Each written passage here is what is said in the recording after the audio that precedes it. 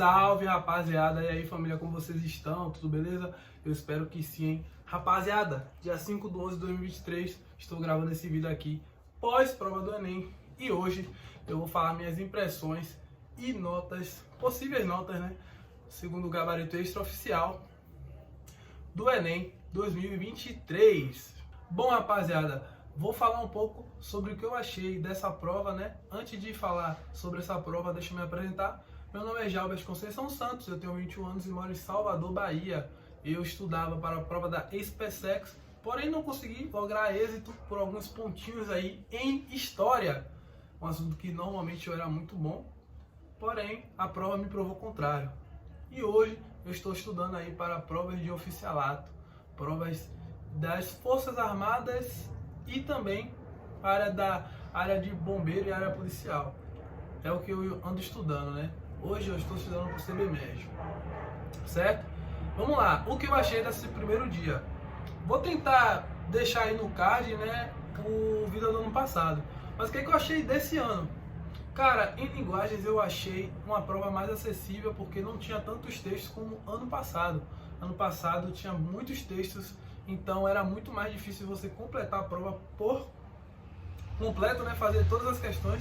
Esse ano eu já senti que foi um pouco mais tranquilo para fazer isso, apesar de não ter tantas questões de anúncios publicitários, né, ao meu ver, só me lembro de duas, certo? Porém, eu gosto bastante dos textos do Enem, porque os textos do Enem trazem uma ideia de você valorizar, né, as pautas sociais, e acaba que ele traz ali sempre algo interessante que você nunca viu, né? Ou algo que você vê, mas está um pouco escondido, como os abusos sexuais das mulheres nas Olimpíadas, por exemplo, né? E o Maio Amarelo, se não me falha a memória, falando do trânsito. Então são pautas interessantes para nós jovens entendermos como está funcionando a sociedade, uma vez que a gente não procura muito nos jornais, a gente não acompanha muito esses noticiários. Hoje em dia a gente está valorizando muito mais coisas aí eletrônicas com referência a jogos e outras coisas, né? Então é importante ter essas pautas para valorizar diante da maioria das pessoas esses sofrimentos, né? Essas situações, essas problemáticas. Então eu gosto dos textos do Enem, acho importante, tá? E esse ano eu achei que foi um pouco mais inclusivo para você conseguir fazer a prova. Em quesito facilidade, eu não conheço tanto a prova porque não é a minha prova principal, mas dos outros anos que eu fiz a prova, né, eu senti que o Enem na parte de linguagens estava no padrão, tá? Eu acertei 29 das 45, segundo o gabarito extraoficial do G1, que foi inclusive um site muito recorrente na prova do Enem, tanto em humanas, tanto em linguagens. Eu acertei 29, obviamente pode variar, né? Posso ser que eu tenha acertado 30, posso ter acertado 28, 31, 27. A gente sabe que tem essa variação, mas segundo o gabarito extraoficial, eu acertei 29. Dava para acertar mais? Dava, mas eu não fiz provas anteriores. Para não falar que eu não fiz provas anteriores, eu fiz uma da parte de linguagem humana, só para lembrar como é o Enem, né? Então, eu errei muita bobeira, né? Muitas questões que eu ficava em dúvida, porém o Enem é assim, a prova é específica para você ficar em dúvida de duas, então eu já esperava isso, tá? Eu confesso que para vocês que eu esperava mais de 30, porém não tô triste, tá? Tô triste não, porque foi a primeira vez que eu consegui fazer o Enem por completo, Falando agora sobre redação. Cara, a redação foi um tema inclusivo também, né, sobre as situações do papel feminino, tá? Deixa eu só pegar aqui a prova do Enem para mostrar para vocês, né? Eu peguei a prova branca e aqui eu vou ler o tema da redação. Foi os desafios para o enfrentamento da invisibilidade do trabalho de cuidado realizado pela mulher no Brasil. Ou seja, falando ali sobre a mulher trabalhar mais em casa do que o homem, por exemplo. Então, foi um tema que eu achei interessante. Eu tive um pouco de dificuldade de escrever porque é uma problemática, sim, porém eu não estava conseguindo botar uma dificuldade uma dificuldade não, né? Um desafio bem desafiador, porém eu consegui gerenciar bem meu texto, eu senti que eu fiz um bom texto, né? Eu corrigi no final e olhando pelas minhas correções das minhas outras redações, eu tive 3 erros, que vai depender bastante do fiscal, se ele vai considerar um erro ou não, mas eu já estou considerando que sim. 3 erros certos. Um foi que eu escrevi o N, né? Aí tem um espaçamento da prova, para quem não sabe, tem um espaçamento da prova, e aí meu N passou um pouco, tipo, a outra perna do N apareceu aqui.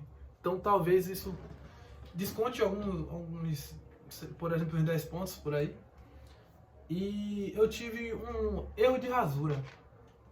Eu tive um erro de rasura porque eu fui ajeitar uma palavra, acabou que, uma letra, né? Acabou que eu me atrapalhei e teve um pouco de rasura. Eu não sei se o fiscal vai considerar como rasura.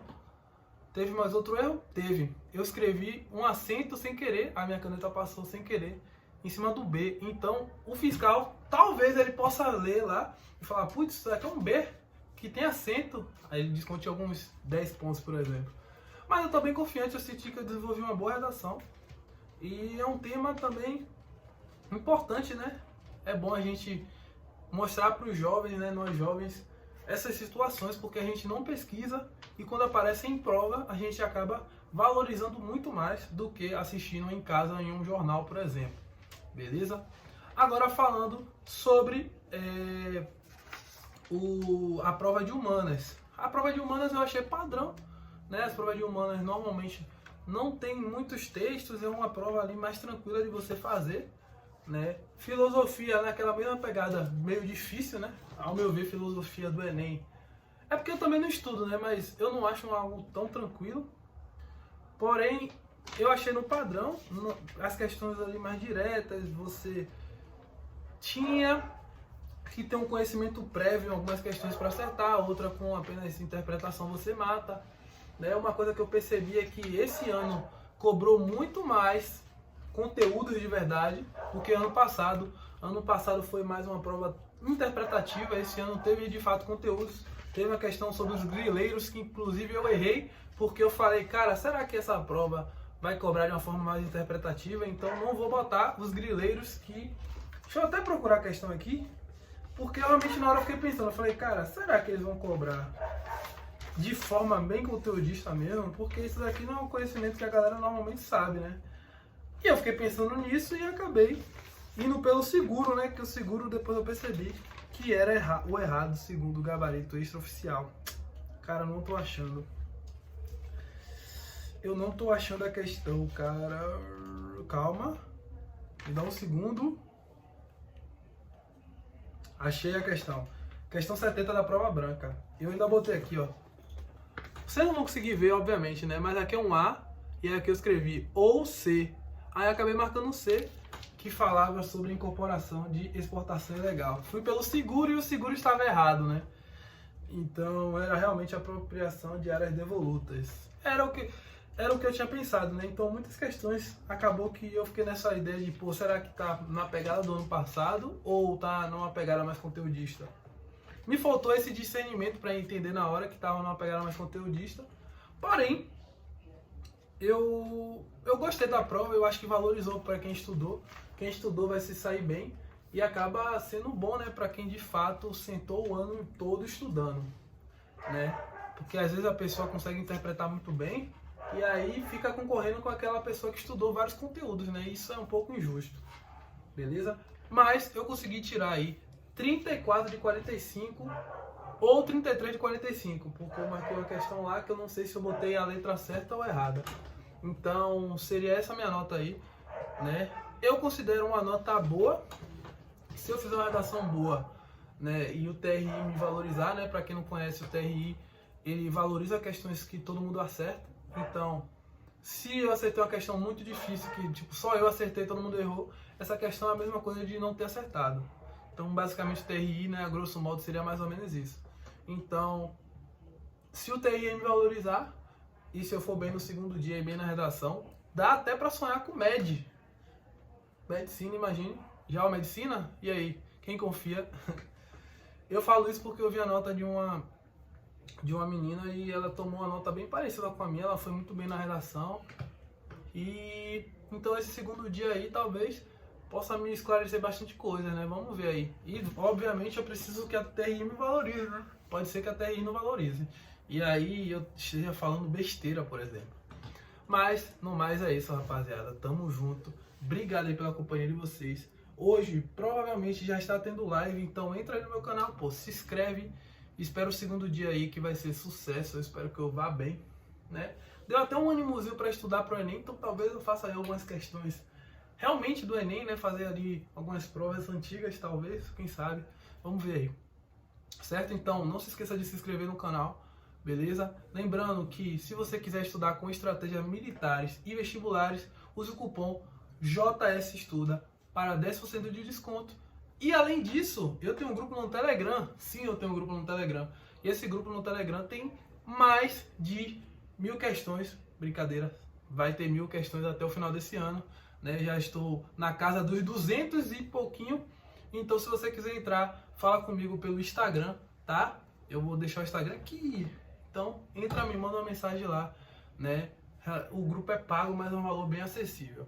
Então, fala comigo que é nóis. Então é isso, rapaziada. Tamo junto. Eu espero que vocês tenham ido bem. Se não foi bem, relaxa, mantém, estuda que vai dar tudo certo. Valeu, família. Tamo junto. É nóis. Valeu.